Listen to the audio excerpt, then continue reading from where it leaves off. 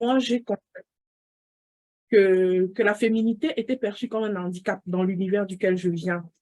Et je me souviens dans la leçon de grammaire quand j'étais au secondaire 1, la maîtresse nous disait à chaque fois que quand tu veux mettre un adjectif féminin, tu y ajoutes un E.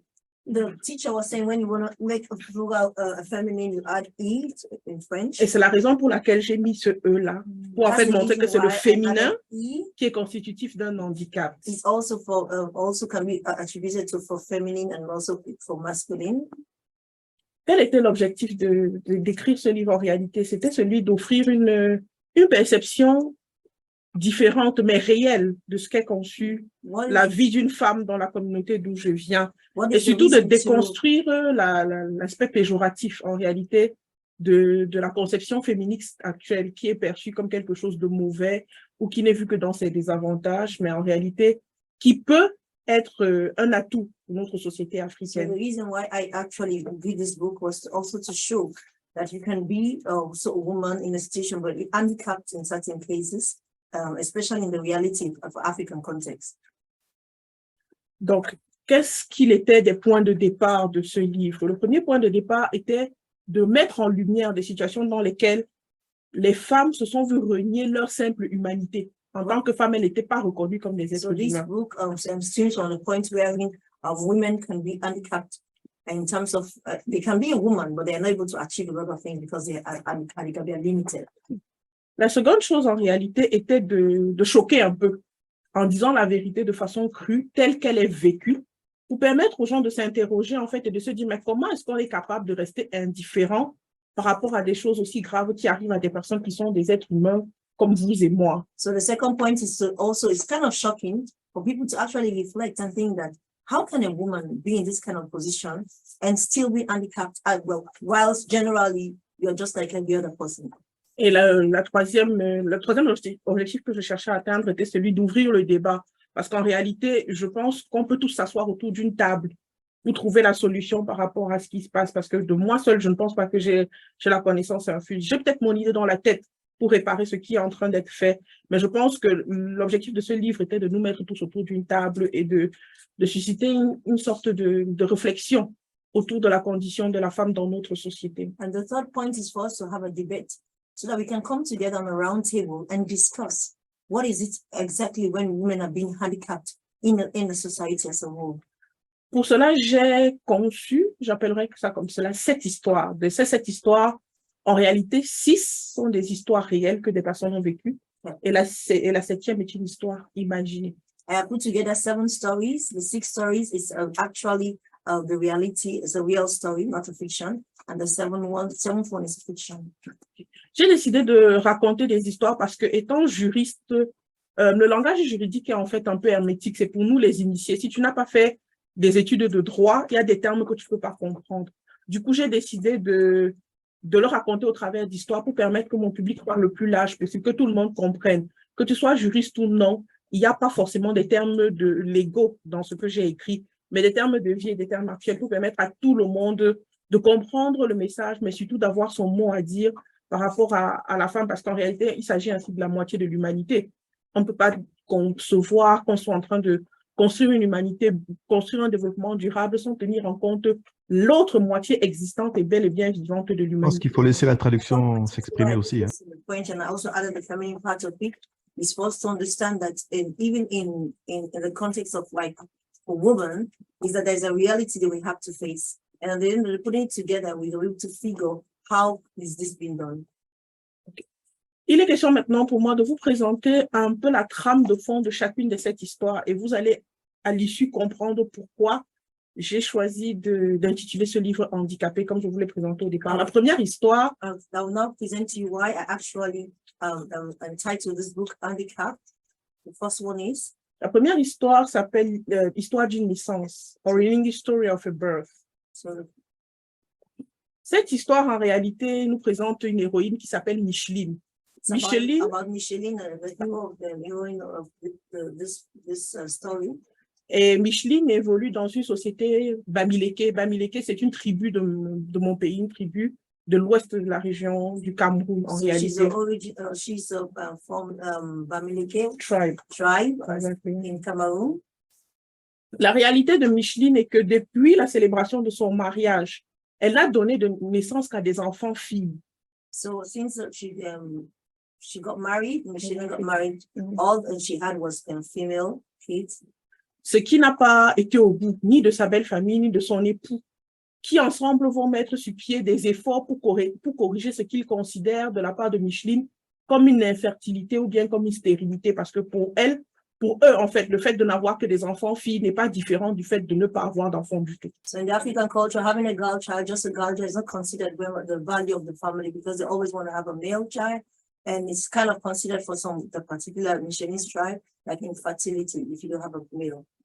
La seconde histoire, le prix de ma féminité, or in English, the prize of my womanhood, se déroule autour d'une jeune fille de culture musulmane, qui, à son adolescence, en réalité, doit faire un rite de passage vers l'âge adulte pour être considérée comme une femme, en réalité, dans leur société, et qui se passe au travers d'une cérémonie dont elle ne sait pas véritablement les tenants et les aboutissants, mais qu'elle prépare avec beaucoup d'entrain, sans savoir qu'il s'agira ainsi de son excision, et qui lui coûtera en réalité la vie. The second story is about a girl who had to go through the female circumcision to be considered an adult. It's a stage in that most culture practice, without even knowing exactly what she's going into, but she was well prepared for that.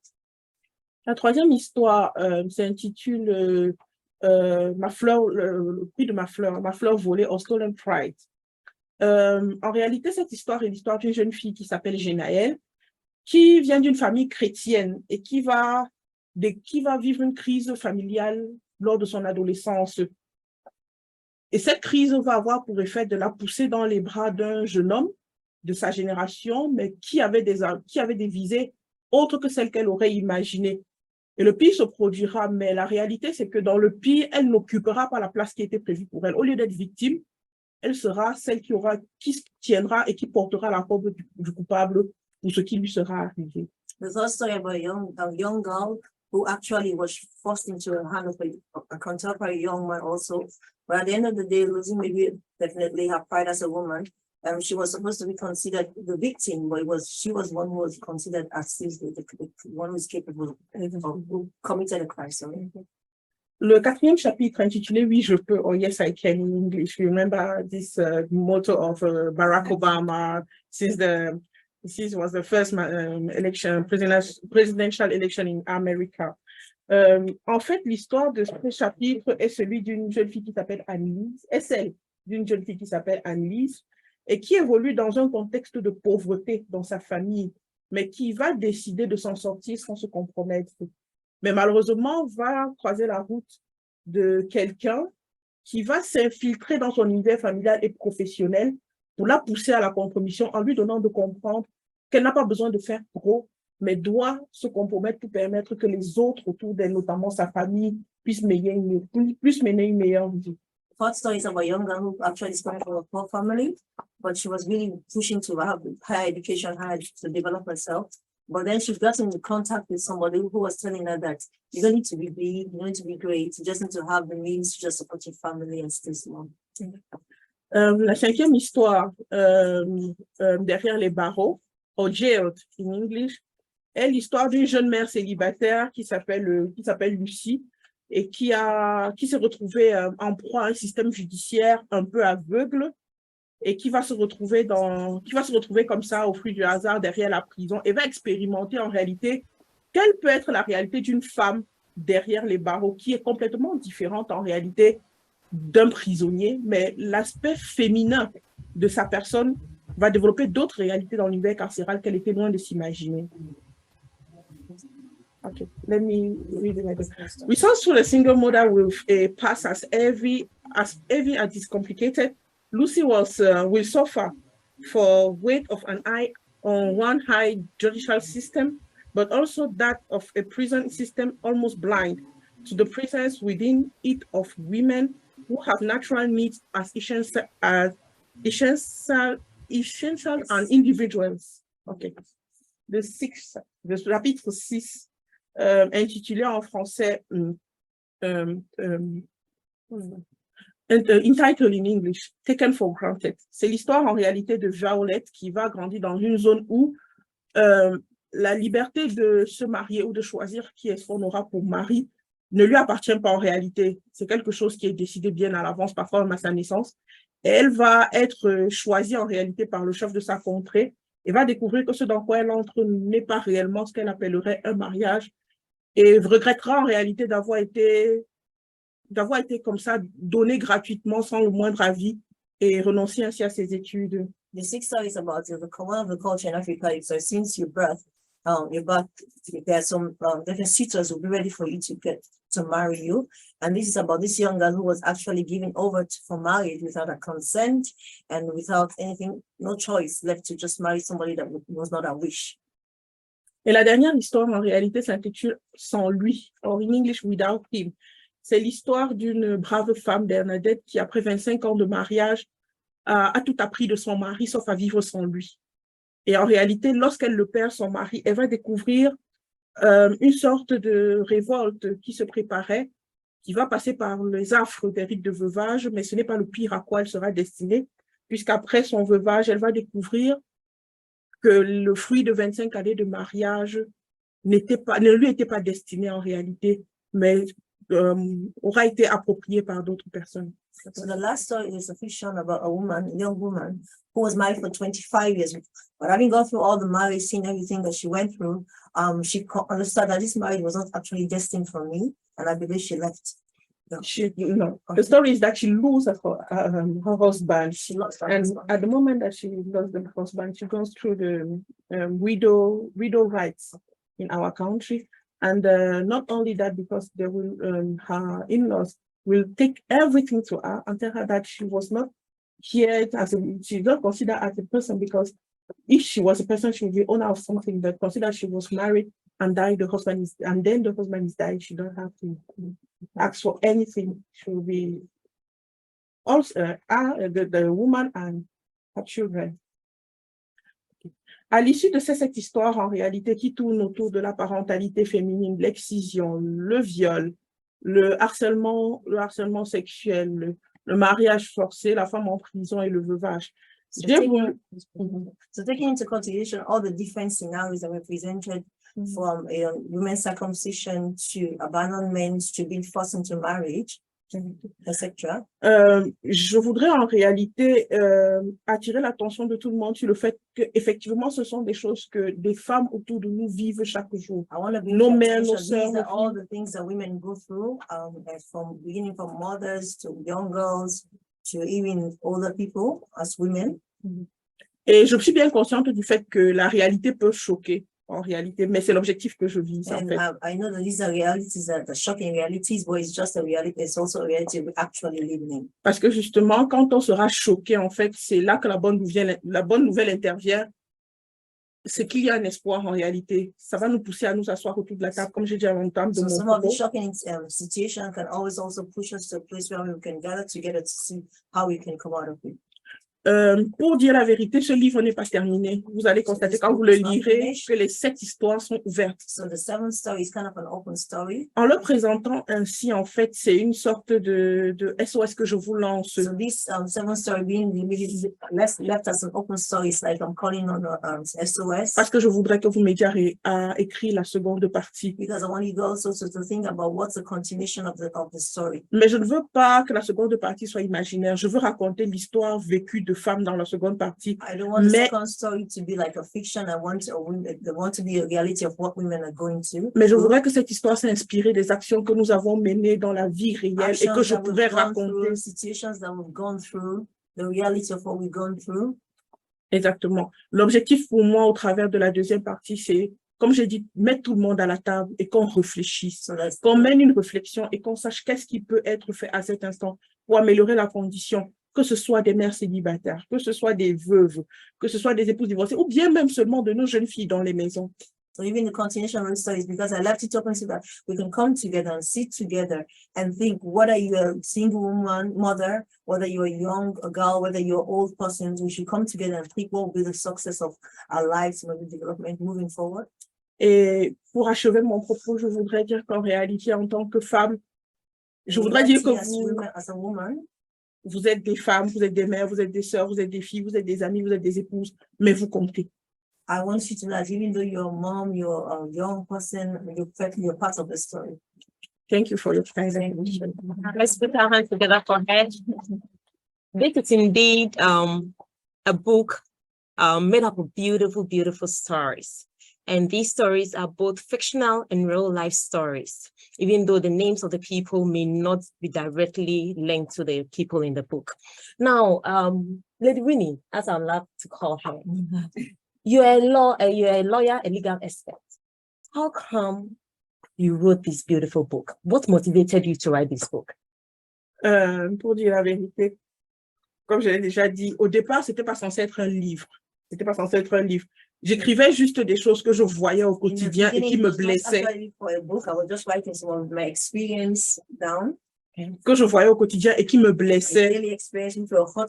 Et puis quand j'ai écrit comme ça, 1, 2, 3 choses qui me blessaient, j'en ai parlé à un ami qui m'a dit, mais pourquoi tu n'en fais pas un livre? Parce que tu ne peux pas garder ce que tu vois pour toi seul. Ce que tu vis est réel, ce que tu vois est effectif. Essaye de partager cela avec les autres pour qu'ils t'apportent des solutions. Et c'est comme ça que 1 ou 2 semaines plus tard, ce livre était né, cette histoire était écrite.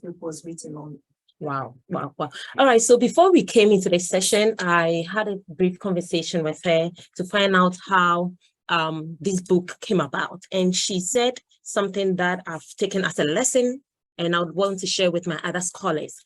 She said she wanted to take up a course, a program, and she had to write, but there was a point in time she couldn't, nothing was coming. And anytime she sat behind her laptop, she went blank. And so she just decided to write stories. And then she shared with a friend who motivated her to publish it as a storybook. Now, as a researcher, I'm saying this to my colleagues here, that free writing is very important for us. So anytime you just feel blank, that's the lesson I've taken from this event, that anytime you feel blank and you don't have anything to write, there are times, per my own experience, I sometimes go to the library or read articles, hoping to get information to write, and I sit there the whole day, I just write one sentence. And I feel like, oh, what is this? And there are days too, I just sit and I flow. And so the lesson I've taken from this as a researcher is always write. Even if it doesn't make sense to you, just write. All right, so let's go into the stories and let's take up some lessons. We'll not be able to talk about all the stories, but just a few.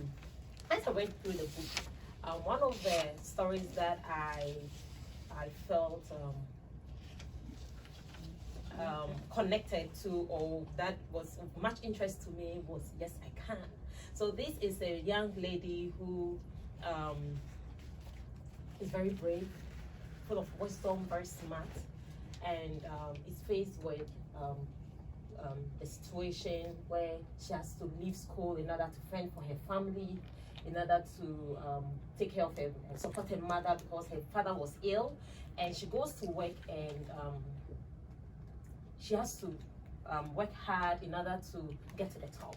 But here is the case, her boss begins to sexually harass her, but through the wisdom and the support from her colleagues, she's able to come out. But unfortunately, her mother didn't see eye to eye with her because her mother felt that, oh, they say your boss is interested in you. This is an opportunity. This is an opportunity. In Ghana, we call it free scholarship. You have a free scholarship, the man brings provisions to the house, but the man is married.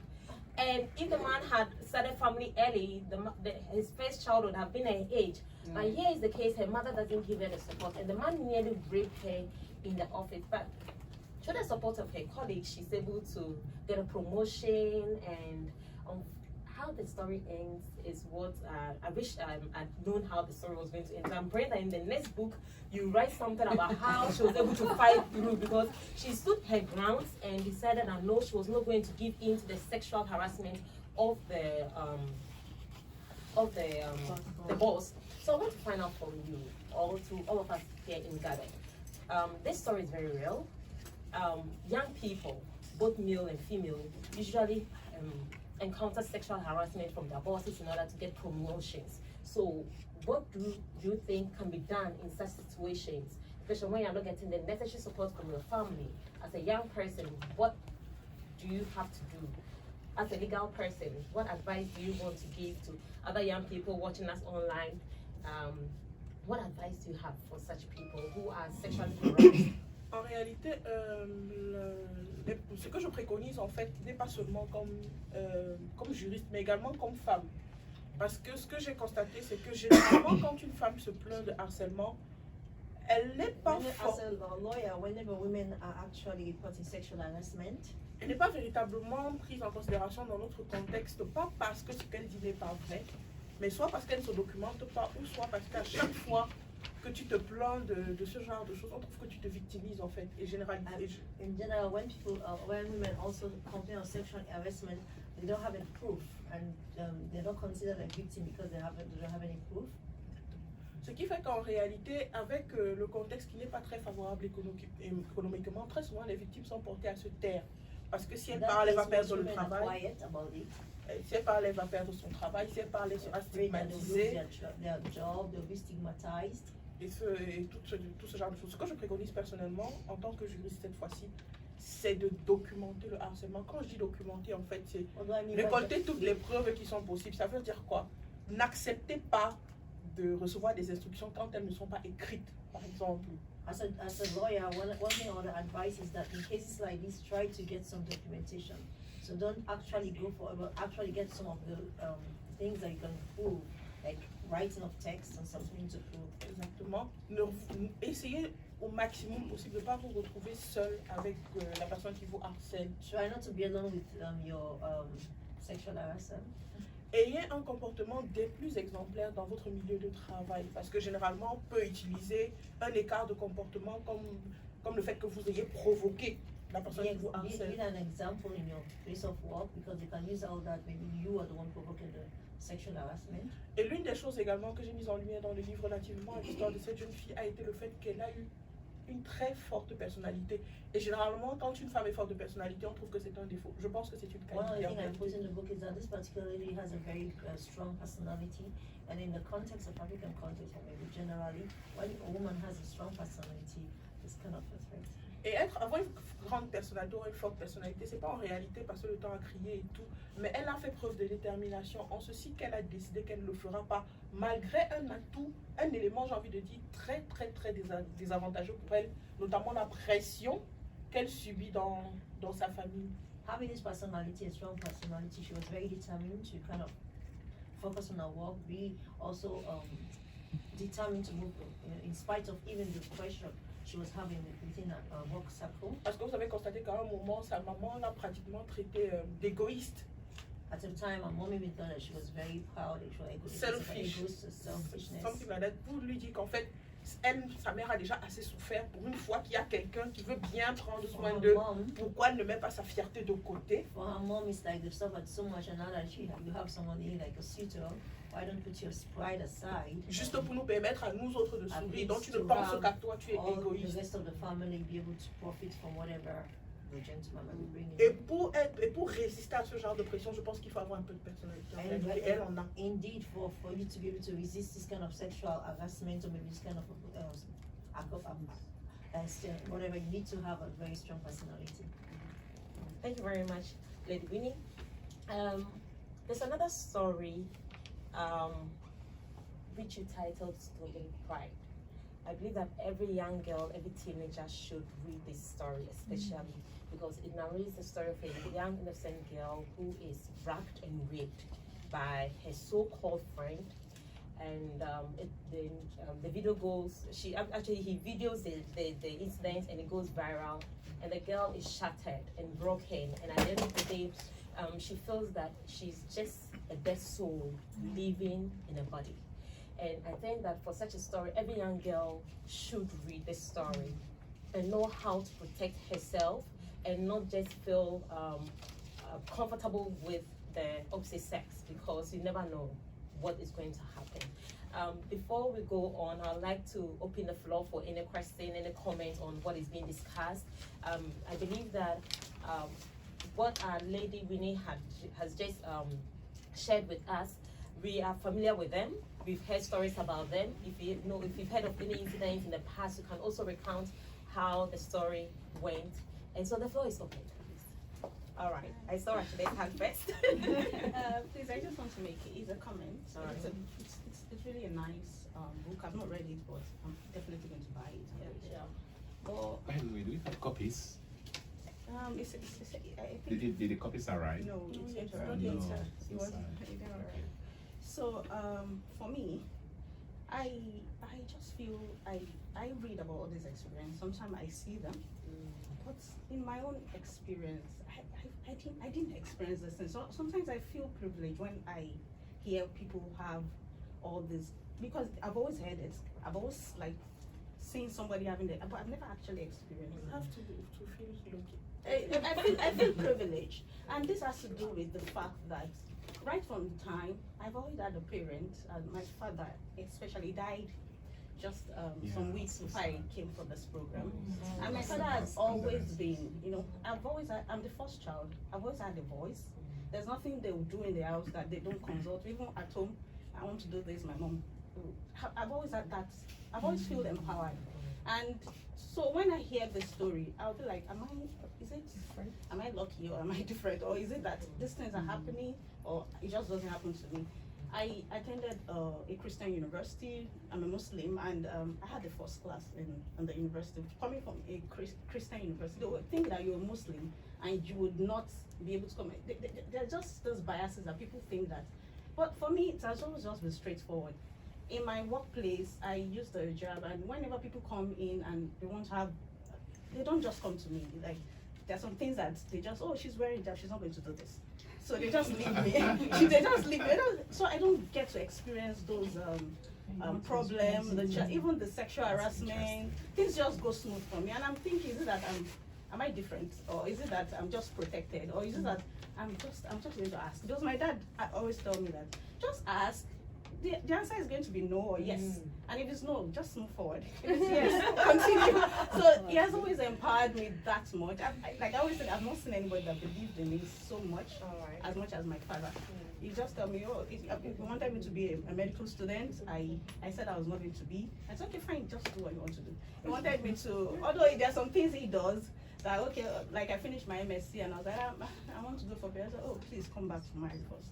So he wanted me to come back. So I just trust him, and things just move smoothly for me. So I think the support of the family, the kind of experience I think it's, if you are empowered, you won't feel like inferior. You won't feel like, maybe if I go here, they are not going to answer me because of this or that. I've never actually felt it all through my experience, and sometimes I feel privileged, even though it's not about richness. It's not about. I just feel lucky when I hear this stories, because I've never actually experienced it. Before we continue, I just want to chip in something. And so, from what you just said, as you were speaking, I was just asking myself, okay, so for those of us who are privileged, for those of us who have never experienced this, what can we do to help the communities from which we come from? You know, parental role is very important when it comes to the upbringing of children, and especially the women. So, and I thank God for this program, or this QES Scholar program, which is empowering women. And so, as we go out there, I just want to encourage us to, in one way or the other, in our small corners, try and speak about these things. Try and encourage parents, if you can take up some kind of social events that would bring awareness to parents, for them to know that, oh, you can raise your boy child as you raise your girl child, so that they all participate in house chores. You don't leave the girl to only do the house chores, and the boy goes around playing. And so when he grows up, he marries and he feels that oh, the wife is only supposed to clean and cook for him, and he is supposed to just watch TV and relax. You know, so it all begins with the home, how the boys are raised. My flatmate Helena will bear with me that my cousin cooks, and she was very impressed when she got to know that Emil cooks, and he cooks very good food, simply because of how he's been brought up. Okay, so that's just by the way. I saw Helena's hand. I'll come to Sophia, and then. All right. Right. Yesterday I was at an event at Impact Hub in town. It was a storytelling, how we can infuse storytelling And as a researcher, I wanted to just understand storytelling as an approach to writing. And then listening to Winnie, I mean, a question popped up about how women, we can share our vulnerabilities, and in sharing our vulnerabilities, we become authentic to our truest self. And so when Winnie was speaking, I was just reflecting about yesterday what happened, and then how sometimes our position as women, we are privy to certain experiences of young people. I think about two years ago, I had to step in for a lecture in my department to teach history of Ghana. And then one of the students walks up to me and then shares a story of how she was abused by a friend. She got pregnant out of it. And then I think it was during the COVID. And she gave birth. Apparently, the parents the father is a pastor, and then the mother automatically is a pastor's wife. We call it asafubami in my language. But the parents did not believe that this girl had nothing to do with the encounter that resulted in the baby. And so that is on one point. And then Winnie mentions that one of the stories is about Stolen pride. No, I'm not sure about one of the communities where girl child is not valued because the value is placed on exactly. I'm coming from a matriarchal society where premium is rather placed on girls rather than boys. And so when you are pregnant and you give birth, what did you give birth to? It's a girl. Oh yay, it's a boy. Oh, okay, you know. Yeah, my society, that is how it is. But then what I want to say is that it doesn't matter the social background we are coming from. We may be coming from various racial, social, educational backgrounds. But then our challenges as women is the same. Sometimes we face similar challenges. And so how do these separate stories come together to empower the girl child? You've mentioned parental roles. But beyond parents, in our world of social media, in our world where we are comfortable relating with our friends other than our parents, how do we ensure that, yes, the girl has training from the home, she is empowered, but beyond the four walls of the home, who can she trust? What are the measures in place outside of the home to ensure that girl children and in extension women are comfortable, I mean, speaking to one another, but then more so they are comfortable to come out of their shells, out of their comfort place to say, no, I do not accept this. No, this is not something you can do to me. Because back home, we've become, abuse and harassment has become ingrained in our society that we don't even see abuse when we see abuse. We don't see harassment when we see harassment. And it has become, we have normalized some of these actions. What can we do as women, as researchers, as learned people to help our societies? Merci beaucoup, Elena, pour ta question. Thank you for what you're asking for. Allow me to answer in French. La réalité, c'est que effectivement, tu as dépeint trois choses sur lesquelles je veux revenir. La première, c'est notamment le fait que on a tellement normalisé l'écart. Merci beaucoup, Elena, pour ta question. Thank you for what you're asking for. Allow me to answer in French. La réalité, c'est que effectivement, tu as dépeint trois choses sur lesquelles je veux revenir. La première, c'est notamment le fait qu'on a tellement normalisé l'écart, qu'on est confortable dans le fait, qu'on est confortable dans le fait que ça existe et que ça dure. C'est pour ça que dans le livre, j'ai parlé d'indifférence. En réalité, on regarde ce qui n'est pas normal et on le trouve indifférent. That's why I read this book. I noted that you see some things that are real, that they're in reality, but we just like, you know. Une expérience que j'ai vécue, c'est que quand j'ai fait, il y a peut-être 2 ans, j'ai fait une formation avec la francophonie relativement à l'égalité filles-garçons à l'école.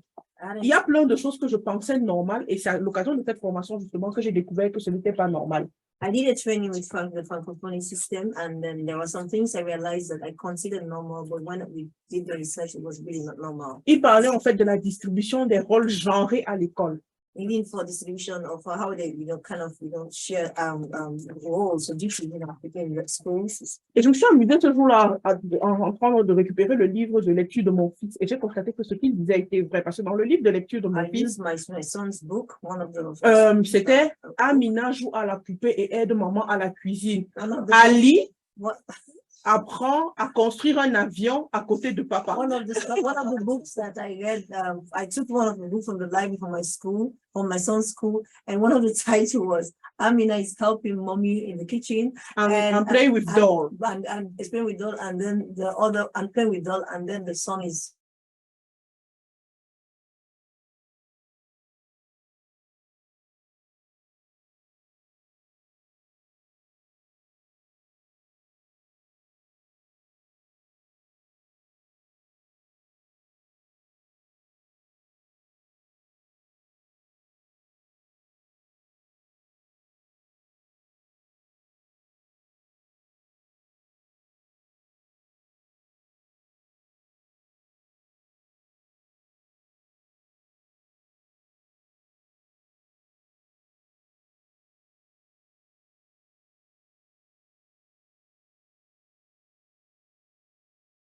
Je vais être médecin, je vais être enseignante. Mais les métiers que les garçons choisissent le plus sont ceux qu'on représente dans leur livre d'école. Quand on montre la personne qui va sur l'espace, c'est un garçon. Celui qui est dans un laboratoire, c'est un garçon. Ce qui fait que inconsciemment, l'enfant grandit avec cela dans la tête de que les rôles les plus importants dans la société, comme président de la République, c'est fait pour les garçons. Et les filles sont là pour accompagner ou destiner à des métiers qui sont toujours des métiers qui ont un aspect un peu caring, comme médecins, like doctor, like nurses. Elles sont là pour toujours être en train de s'occuper de quelque chose. So if you notice in schools, you find out that if you ask a child, a girl child, what do you want to be? They always say, I want to be a nurse, I want to be a teacher. There's some of the small jobs which is considered to be caring jobs, but then the boys, you find out that it's like they put it in their mind that certain jobs, which are like pilots, you want to be in engineering, it's just like placing their mind from birth or from small age that this is what boys are supposed to do, this is what girls are supposed to do. C'est la raison pour laquelle, quand tu demandes ce qu'on doit faire, je suis très contente, surtout que c'est toi dans ton propos introductif qui as dit tout à l'heure que tu avais besoin de t'éloigner de la maternité pour un moment, parce que tu as un bébé. C'est très important parce qu'en réalité, ce que je pense qui manque à nos jeunes filles aujourd'hui, et même aussi à nos jeunes garçons d'ailleurs, ce sont des modèles, ce qu'on appelle role model. Ça veut dire qu'en réalité, on a tellement normalisé les cas qu'on trouve qu'un homme ne peut pas se tenir en public et dire que j'aide ma femme à la cuisine ou je prends des responsabilités dans la maison parce qu'on va trouver qu'il est moins viril que le reste des hommes. I'm so happy when you mentioned that you just wanted to have a little time for yourself and your baby, because in the African culture, if a man says I'm taking care of the kids, my wife, I'm the one taking cooking, you are like looked in a kind of way that that's supposed to be the woman's job. On a besoin véritablement des modèles dans notre société. On doit faire la promotion des hommes et des femmes qui ont réussi à parvenir à cette égalité, si j'appellerais ça comme ça, ou bien à rentrer dans des rôles qu'on ne pensait cantonner qu'aux autres, et de leur montrer que ça ne diminue en rien ce qu'ils sont.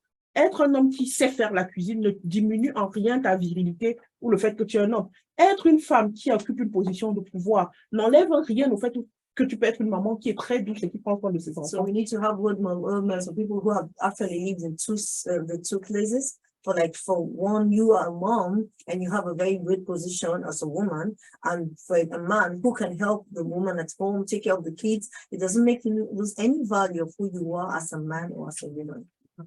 Thank you very much. That was very insightful.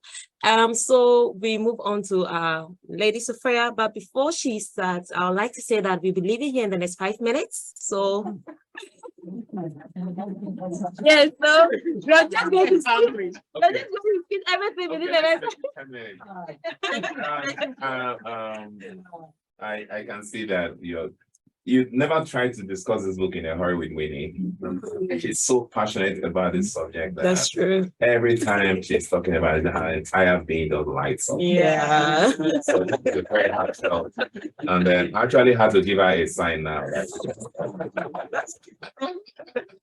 So let's wrap it up. because it's afternoon and it's so close to Canada Day. People still have, maybe some might have travel plans or whatever, but so let's wrap it up in 10 minutes. Okay, thank you. Did I want to say something? Yeah. Or was there somebody else? Yeah, it was Sophia. Sophia, then Sophia, Prof. okay. Okay, Yeah. thank you very much. And the story really got me emotional because the 7 story just brought to life a lot of the things we are ignoring. Just yesterday or early this morning, because we are working on our special edition for the Handicapée journal, I was going through some part of my work, an article that I prepared, and you know, because of this intercultural connection we are getting from different parts of the world. Since I got to know Winnie, incidentally, she's my flatmate, and she's been telling me a lot of her experiences about Cameroon, their work. I went back to my work, and it dawned on me that I actually researched Cameroon and their laws, and I brought up a particular report that was done in 2019 by the UN and a particular group. And one of the issues they talked about was the workplace discrimination and bias. And she'd been telling me about it. And suddenly I felt it was a light bulb experience. I had to just get a notepad. I'm like, this is definitely going to my narrative report because I could immediately relate to the experiences. She had been telling me about it. And I told her when we woke up that, do you know, there's actually law against this thing, and you people are suffering this thing. I mean, in Cameroon, there's actually work disparity. Even, she talked about the laws, even in pay. And she told me about her personal experience whereby a lady and a man can be in the same position, and the man will be paid higher. Same qualification, doing the same thing. Yes. So, you know, it's easy for us because she asked a question that what is our role as researchers? And to me, this really brings light to it. I think this book launch for text for 5 minutes, 1 hour, is too small. This and I'm serious. I'm here now. I'm really having ideas about different conferences we can really have on this book, Handicapped to go, Accra, Cameroon, Nigeria, Cote d'Ivoire, everywhere. Because, you know, I'm thinking about discussing this in the secondary school. Yeah. The pride of a woman. I have a 10, 11-year-old, I have daughters that I would like to tell them this story. So how do you protect, or how do you see yourself? And then the cultural bias, when we go through this kind of things, imagine the story where the mother telling the girl that you are selfish. In quotes, I don't want to use any name, a richest man in the world, a billionaire, is coming for you, and you don't want to you don't want to rescue us from poverty. You don't want to rescue us. Really, that's the, in quotes, the African mentality. And the story really cannot end in this room. I expect a lot of media ops, and I believe we from different parts of the world, we're going to take the word out there, say what we're going to do about it. I think as part of my take home, back home, I'm going to incorporate a session for this in my talks too, especially the secondary school and universities, to ensure that this aspect, the various ways women are handicapped, the issues are discussed, and not just discussed, but actions, plans are made to ensure that this is eliminated. There's actually also a place for the law. And she did not broach that issue, but in my part of my work, I'm dealing with some issues that have to do with gender bias and looking at the laws across West Africa. So I'm actually really interested in this work. And I think it's by divine providence that we are together and we are also merged in the same room. All right. Prof. Nduka? Yes, so I have no doubt that this conversation can just go on and on. And I begin to feel like an eavesdropper. So thank you for this. Once we saw this book, we knew we had to do something on it, and we can do even more on it. We can think about a brown bag talk later on, or something that gives us a big opportunity. And by the way, for the mentors, we have challenged the scholars to start thinking about the possibility of producing a special issue of Nokoko, the Institute of African Studies journal, peer review journal. And I'm glad to see that they're already meeting about it. I say you can together work on your own and pitch for a special issue that we can give consideration, and that'll be part of the outcome. Back to this, I agree with you totally. There's so much family. Yeah. I come from a family of 5 siblings with 1 girl, and she was the eldest. We grew up knowing that she was sacred. My dad made it so clear she was special, and we all treated her that special. And because of that as well, my mom was a headmistress back then. You know, she was a teacher and all that. We grew up in a home where respecting women was very, very important. And so because of that, we're trained like quote and unquote girls. So we're meant to do all the chores. I cook very well, I do chores, and so there's a very central role that families can play. But at the same time, we know of situations where not all children also align with family values. But this is very critical. And then the other point I wanted to bring, and why I was so eager to speak, is for us to also remember the EDI workshop that you went to, and how from the feedback I got. So we got the EDI session at Carlton to have a workshop. So you could also get a Canadian perspective to how some of these issues are playing out. You might, and then some of you also told me about the Canada 5 from from Parliament. They made so much of it. Yes, from the visit to Senate. So this is also part of that cross-cultural experience that makes you understand that sometimes what you might think is local is actually far more widely spread than you can imagine. There's still a lot of discrimination against women in Canada, and some of those things, but not at the level at which it is back in the continent. There's no question about that. But it's glad to see that things are going. And this book is a catalyst for even more conversations. And then we're happy to have you all take further the conversation, and any ideas you have. If you want to have a special workshop or seminar on this subject, we can work around the time, but as it is, you guys, your program is already so filled up. Yes. And I don't really want to add into it. All right, thank you. All right, thank you very much, Prof. Nduka. So to wrap it up, I want to read a section of the book that says that this story or this essay, which oscillates between real stories and fictional characters, is a small but modest contribution to the awakening of hearts and consciences as to the roles that women can play in society, but also to the stumbling blocks that prevent these missions from being achieved, and to the woman's enlightenment, notably the social consideration, the family, the spouse, work, etc. It is a call to the young girl so that she can believe in her capabilities. She must realize that her femininity, contrary to what she may have been made to think, is not a malformation. Thank you very much. So that brings us to the end of this book.